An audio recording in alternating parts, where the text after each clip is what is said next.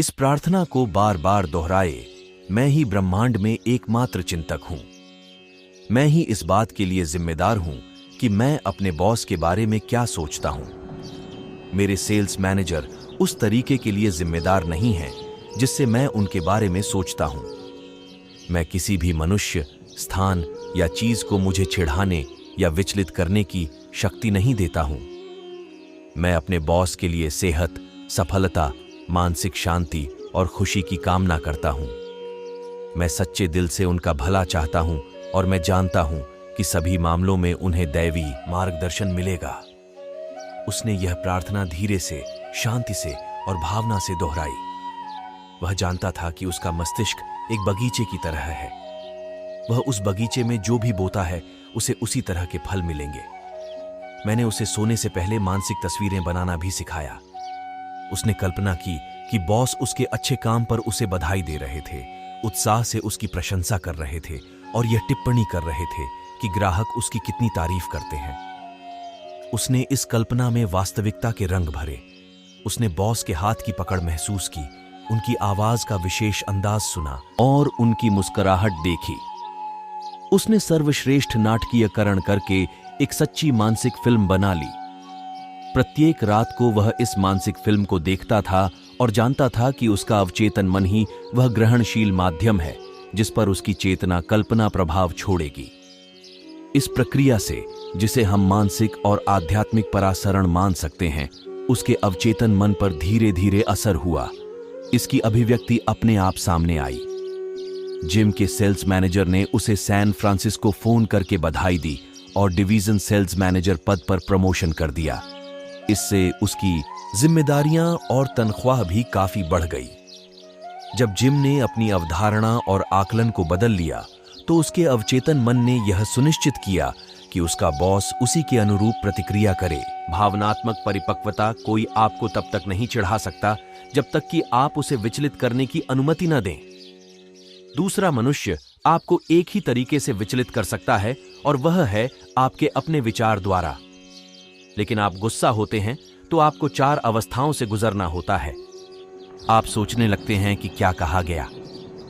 आप गुस्सा होने और गुस्से का भाव पैदा करने का फैसला करते हैं, फिर आप काम करने का फैसला करते हैं। विचार, भावना, प्रतिक्रिया और क्रिया आपके अपने मस्तिष्क में होती है। भावनात्मक रूप से परिपक्व बनने का क्या मतलब है? इसका मतलब है कि आप स्वाभाविक लेकिन बचकानी प्रवृत्ति से परे हो जाएं। इसका मतलब है कि आप दूसरों की आलोचना और द्वेष पर नकारात्मक प्रतिक्रिया न करें। कोई भी अपनी आलोचना या अपमान को पसंद नहीं करता है। हम में यह सुनने की क्षमता होती है कि हम घटना पर कैसी प्रतिक्रिया करें। परिपक्व चुनाव नकारात्मक प्रतिक्रिया करने से बचना है।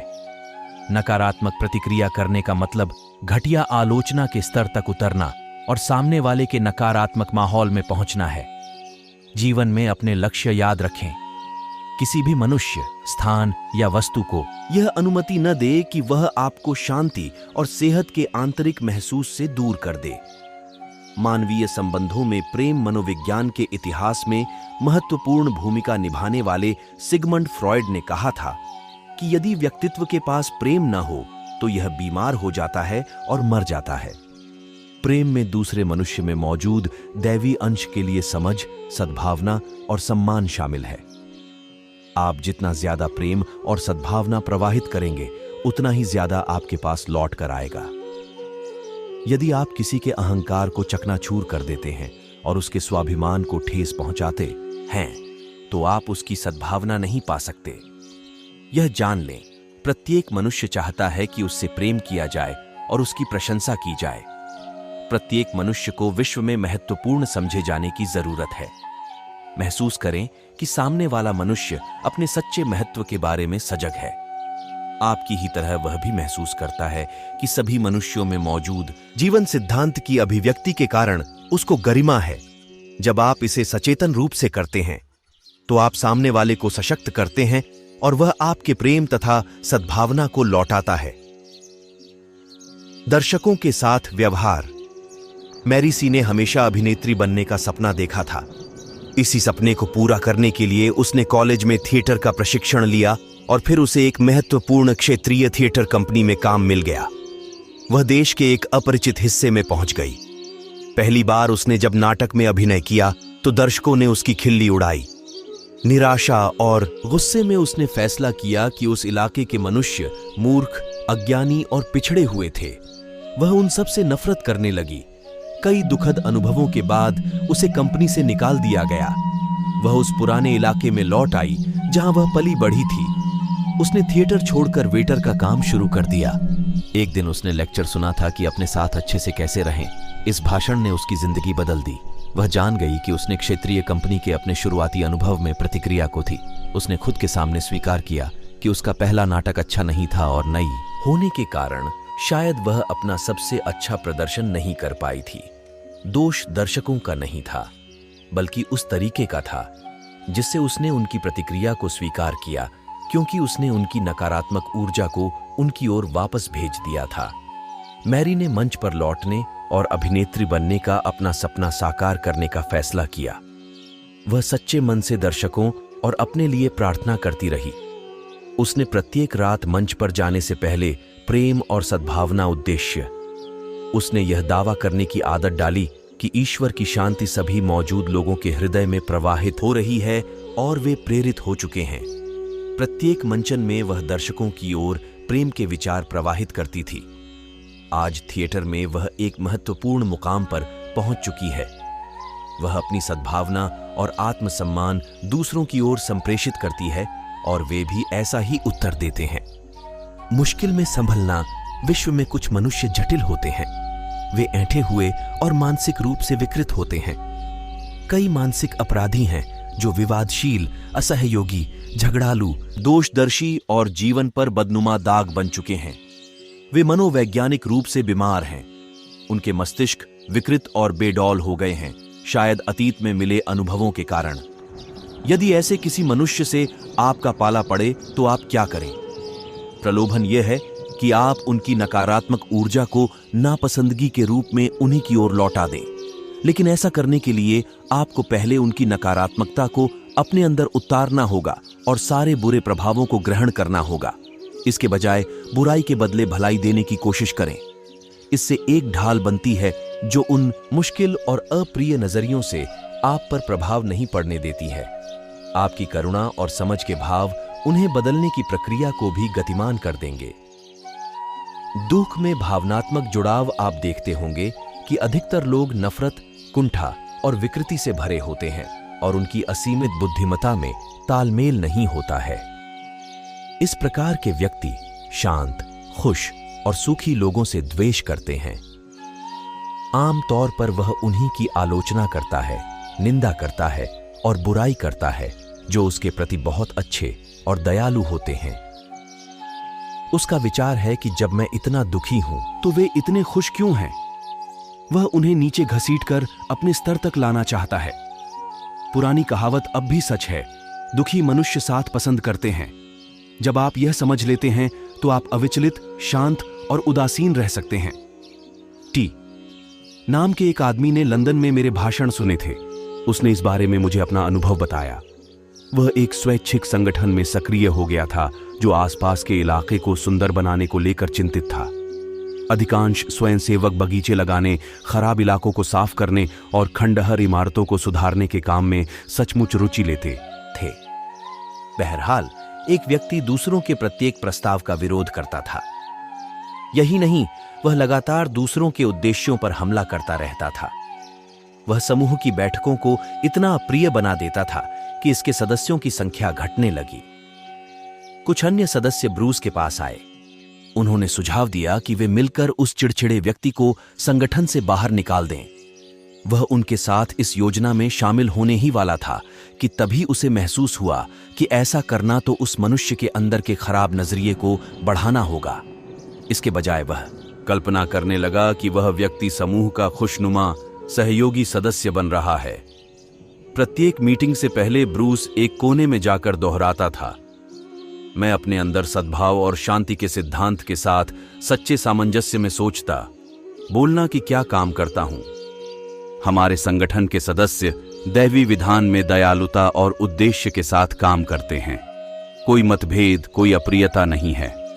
रचनात्मक ज्ञान हम सभी के कार्यों में नेतृत्व, नियंत्रण और मार्गदर्शन दे रहा है। जिस आदमी ने इतनी सारी मुश्किलें पैदा की थीं, उसने कुछ सप्ताह बाद एक प्रस्ताव रखा।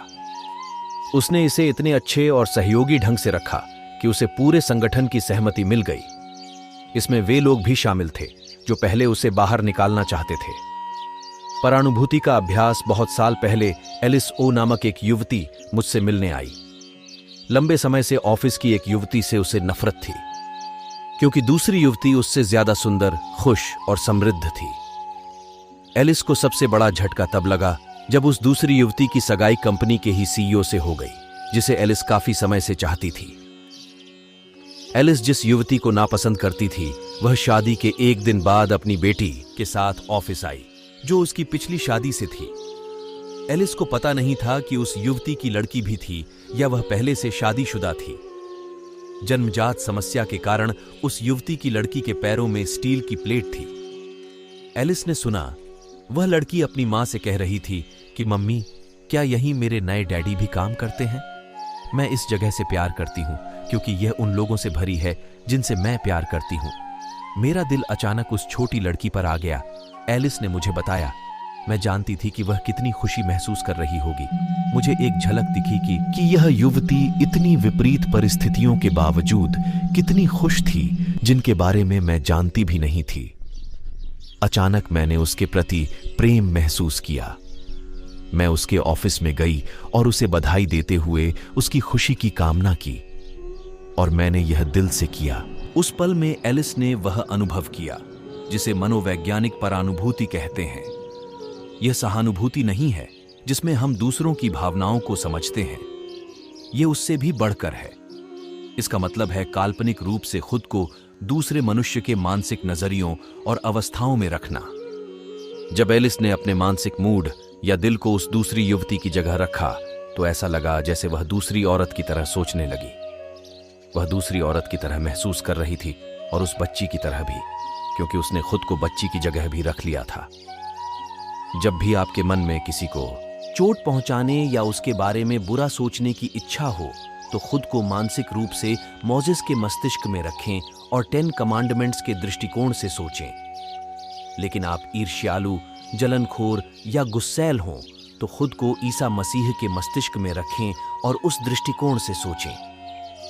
तब आप इन शब्दों की सच्चाई महसूस करेंगे। एक दूसरे से प्रेम करो।